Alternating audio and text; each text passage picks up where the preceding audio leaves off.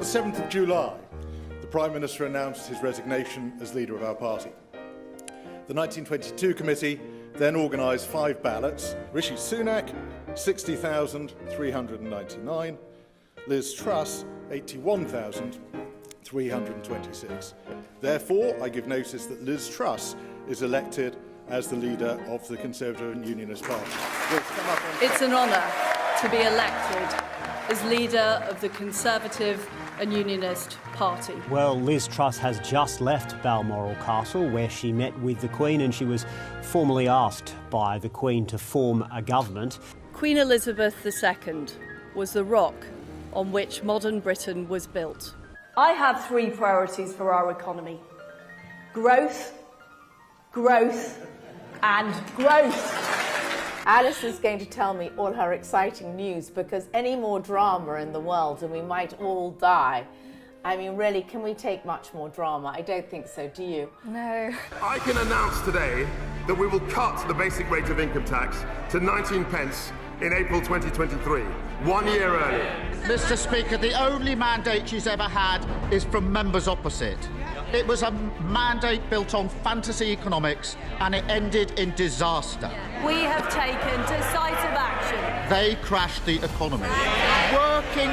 At a time when markets are rightly demanding commitment to sustainable public finances, it is not right to borrow to fund this tax cut. 45p tax cut, gone.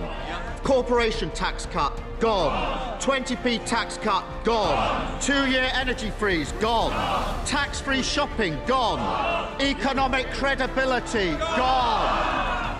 And her supposed best friend, the former Chancellor, he's gone as well. They're all gone. So why is she still here? It is unforgivable. It's nonsense. Mr. Speaker, I am a fighter and not a quitter. Most colleagues wanted to go now, and have done for a couple of weeks.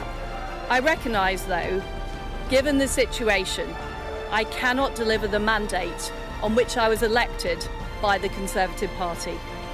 I have therefore spoken to His Majesty the King to notify him that I am resigning as leader of the Conservative Party. Breaking news, Boris Johnson, former Prime Minister, will not be standing for the Tory leadership. That leaves 2 candidates who have formally entered the race, former Finance Minister and frontrunner Rishi Sunak. Then there's a leader of the House of Commons, Penny Mordaunt, but she is lagging in support. We've got a parliamentary party which is completely riven and it's ungovernable. Sunak, can you unite the party? Rishi Sunak now has the support of half of Conservative MPs. I've just got a tweet here. Penny Mordaunt has dropped out of the race. I can confirm that we have received 1 valid nomination. Rishi Sunak is therefore elected as leader of the Conservative Party. I've just been to Buckingham Palace and accepted His Majesty the King's invitation to form a government in his name. Should we be happy today about we have sushi? a new Prime Minister.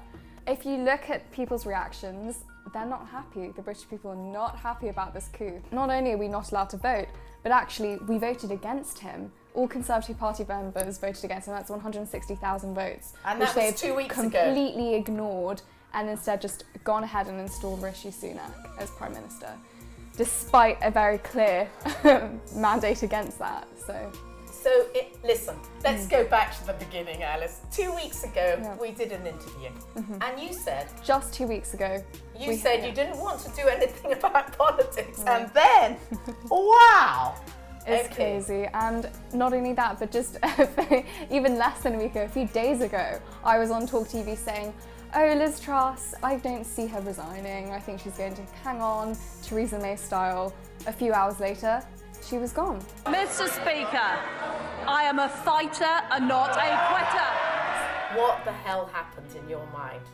Because you're cleverer than me. I'm educationally subnormal. No. I'm educationally subnormal. She's Amanda, you're a mastermind. But what do I think happened? Well, they just wouldn't let us have a vote, because they know that if the British public had the option to choose Penny Mordaunt over Rishi Sunak, anyone over Rishi Sunak, Kemi Badenoch, anyone, we would have chosen the other person because Rishi Sunak is that unpopular. Okay, can we just go back? You've just mentioned Kemi, who I think is amazing. Yes, Kemi and Rishi. So it's not a racist thing. No, Let's of course talk not. about that. Yes, they're going to spin it and say we don't like him because of his heritage. That is not the case at all. We don't like him because he's a globalist who's incompetent and has created the economic disaster that we're witnessing right now. That's why we don't like him. It's because thanks to his spending over the coronavirus pandemic, people can't afford to pay their heating bills and people won't probably afford to eat this winter. It's a disaster. It's a disaster, and he's the architect of this disaster. Okay. Let's go back over Boris because, you know, he is popular still. Maybe he'd be better as party chairman. He's definitely a PR person. So what do you think went on? I think under Boris's premiership, we witnessed a lot of policy and agendas that I don't particularly agree with at all, such as the Green Revolution agendas, net zero targets, the lockdowns obviously being, I think, the worst thing we saw. We nearly mandated vaccines in this country. We did. So I profoundly disagree with Boris on so many areas in policy, but I think he was much better than the current situation because at this rate we're going to have Labour in power because of the disaster that has been caused since he was ousted from Parliament. So, yeah, well, we're definitely going to have Labour in power. As for, let's go through those three things, okay? The Green Deal, okay, because lots of people confuse the Green Deal. So you go through it easily for the educationally subnormal like me. Essentially, it means higher taxes and impoverished British households because we won't be able to afford energy. And we're witnessing that exact energy crisis right now because for too long our politicians have been basically sabotaging our nation's energy industry, and they've been pursuing this renewable cause, which is going to mean that there are going to be blackouts possibly this winter and many people won't be able to heat their homes. It's a disaster. Okay, I totally understand the Green Deal not being popular, but it's being thrown down our throats. So we've got a problem with batteries in cars. Let's be practical, okay? What's going to be the problem with that? They're not going to be able to fill it up, are they? They're not going to be able to afford to fill it up. No, that's the thing. We're kind of caught between two very bad situations here because on one hand petrol and gas prices are rising, on the other hand electricity is also rising. So the push to electric vehicles under the pretense that it would be cheaper for us was a complete lie.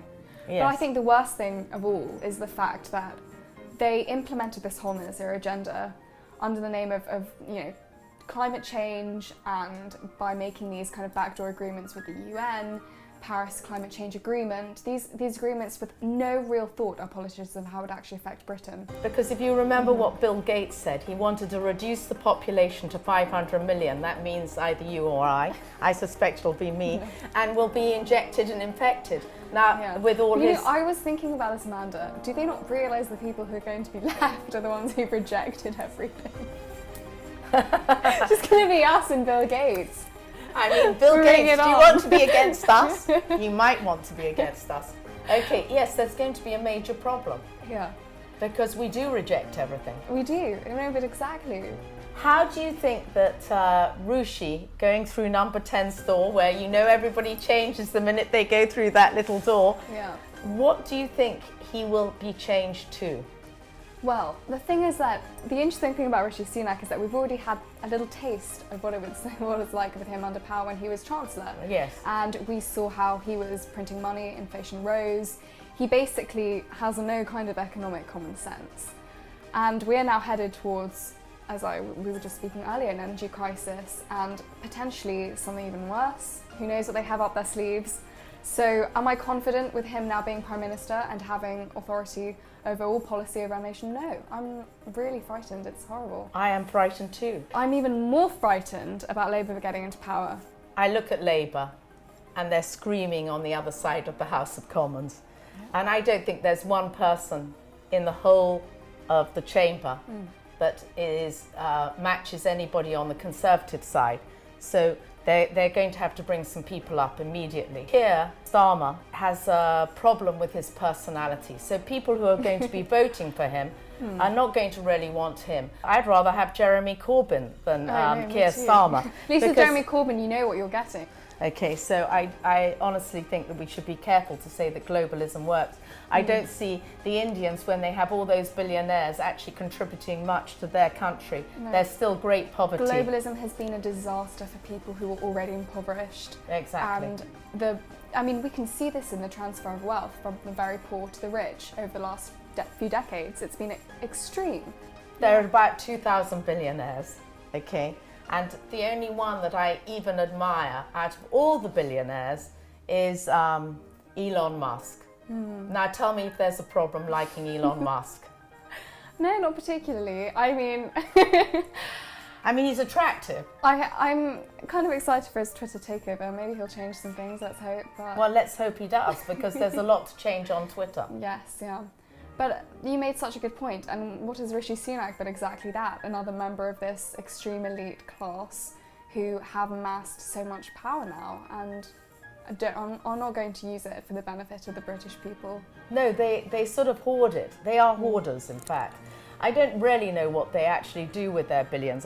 I don't see any point in having over $1 billion, really. I think that everybody over 500 million should give the rest away. I mean, personally, and I was married to a billionaire, and I appreciate everything he did, but how much do you need? You know, how much greed do we need? It's really bad. Terrifying. The thing is that human greed is kind of insatiable, so... I drove from the south of London to the north of London, through some really dreadful areas of London, and the division of wealth. You can't blame Londoners, but you notice that the minute people who have come, refugees and whoever has come in, have entered the country, they're living in enormous poverty. And it's quite shocking to drive through it and see it. You actually see it from Chelsea to Wembley is a shocking drive. It is. And you can't blame them for liking Labour. The Conservatives are just taking longer to implement the same agenda, but Labour would probably implement it much quicker, and I think that's exactly what we're going to witness under a Labour government. It will just be extreme, the kind of UN 2030 agenda. Absolutely, and also that would suit people like Bill Gates that Labour are in, because then they will have their 2030 agenda totally implemented, just as you've just said. Yeah. I mean, it's really shocking. What Britain really needs is just a return to being able to sustain ourselves. All the kind of geopolitical events that have taken place in just the last 2 years, like the Ukraine war, have only shown that. And yet our politicians are continuing to ignore this glaring fact and are pursuing more globalism. Think in the next 10 years to make this just better. We've got the reset. We are in the reset. We're in the reset. Yes. And what that means, digital currency. Digital ID. Digital ID.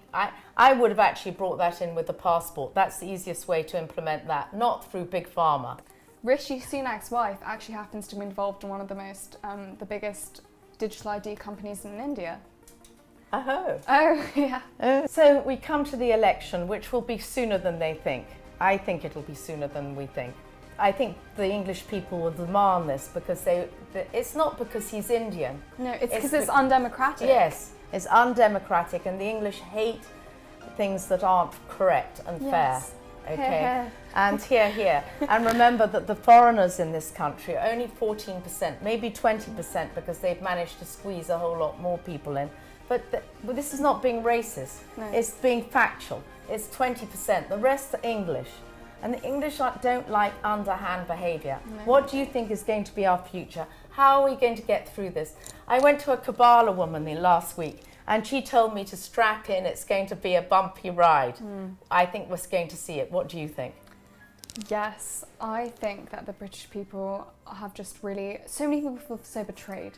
Yes. It's this constant feeling of just betrayal by our political classes, and this time is no different. Because Conservative members voted so clearly as well against Rishi Sunak. We voted for Liz Truss. But never mind that, we voted for Boris, and he was ousted. Liz Truss was then ousted. And they've practically installed a Prime Minister without any democratic mandate, without any kind of support from the British people, and in fact a vote which was against him. So if you're a British Conservative voter and you've just witnessed this, basically the message that you've been told is that your voice no longer matters at all. It doesn't matter who you vote for, who you want, it's going to be what the party want. Well, there's a major problem. And I can see that there's going to be like a revolution. So is it going to be a quiet revolution? Or are we going to be noisy? Because it doesn't matter how noisy you are, okay? Because it doesn't matter. You know, 30,000 people walked along the streets during masked up and locked up, and nobody listened to us. So how are we going to get people to listen to us? It's so interesting, man, because the British really never make a fuss. And it's kind of aggravating, because if we were the French, can you imagine? The French do it very well. They do. You know. And the Italians have got a very nice prime minister, or whatever she is now. She's very, very nice. But the way they talk about her, you'd think she was some fascist who was supporting Mussolini. Yeah. Only because she dared to stand up for God, country, family, the three things they hate the most. We've got to get through the next few months. And it's bad for the rich and the poor in England right now. I'm not talking about the billionaires. I'm not talking about the billionaires. I'm talking about the average middle-class person who's got a nice lifestyle. All of this is going to be shattered. How are we all going to get through this? I think we step it up. I think we become more intellectual. We certainly become more spiritual. We have to. We have to keep our sense of humour, because this is not going to be funny. If you can get in bottles of water, I suggest you get in a few, and maybe watch my programme on survival, because actually it's quite informative, and try and teach yourself how to build a tent, because we might need it. I actually feel quite sorry for Liz Truss. Last week I didn't, because I thought she was wearing the Fold, which I hate as a brand, but anyway, that's neither here nor there. My ex-husband was having lunch with her about 2 or 3 weeks ago, and apparently he said at the lunch, I'm told this through somebody else, isn't everybody worried about the green agenda? The young, aren't they worried about the green agenda? And aren't they worried about global warming? And she apparently turned to him and said, no, I think they're more worried about earning money for their mortgages. And that's the point. They're trying to get through. Just like we are. They might not be thinking about it, and they might not be political, but they're trying to get through. And that, ladies and gentlemen, is why Liz Truss is no longer Prime Minister. Yes, because she actually knew what we're thinking. Yeah, exactly. All the World Economic Forum candidates, which don't really have a say in the world, but they do, are all good looking in that sort of weirdo plastic way, like Trudeau, like Mordaunt, like Rishi Sunak. Like Macron in a way. Yes, Macron. They're all good looking. And they're all perfectly coiffed, but they're dangerous. And they're dangerous because I think they're like zombies. No, you know, I think they're following an agenda. Orders. They're following orders. They're following orders. But I want to know whose orders they're following. Well, Rishi Sunak is the WEF candidate, and we're seeing it all over Twitter. People are exploding with rage because he seems to have no kind of ideas of his own. He's just following a very clear agenda here. And that's what we're going to see in his premiership, however long it may last. In any case, we've got to think, what will he bring to the table? We have already seen a kind of glimpse of what it's like when he's in power over the COVID lockdown. We saw how inflation rates were rising, how he was just spending and spending and spending money as debt spiraled out of control. And we're probably going to see more of that, because the only way that he kind of fixes all economic issues is just by spending more. He was in charge of the Eat Out to help out the furlough situation, and I think the saddest thing for me, though, is that I saw how so many people were so grateful to the government for helping them in this way, without any kind of realisation that actually it was the government that caused these problems in the beginning, and also that this will come back to bite us as well. Exactly, and we were all clapping every Thursday night. Well, actually, I refused the NHS, and I just thought, this is repulsive. They've only been working one extra week. They're not overworked yet, and we've got empty hospitals that Boris is building right now. Look at all those empty hospitals that Boris built, and nobody commented about that. But it was all clap for the NHS a couple months later down the line, when vaccine mandates were enforced on NHS workers. So many of them were fired. I know, because they didn't refused to take the vaccine. The obligatory vaccine, the obligatory jab. Okay, well, with that, I think we've said enough. Because quite frankly, unless we can be positive, which we will be, but I think always positive, we'll keep smiling. Okay, and we'll keep tapping. Yes. Jabbing and jiving. Yeah, absolutely. Thank you for watching. And I understand too that I have work to do to restore trust after all that has happened. Thank you.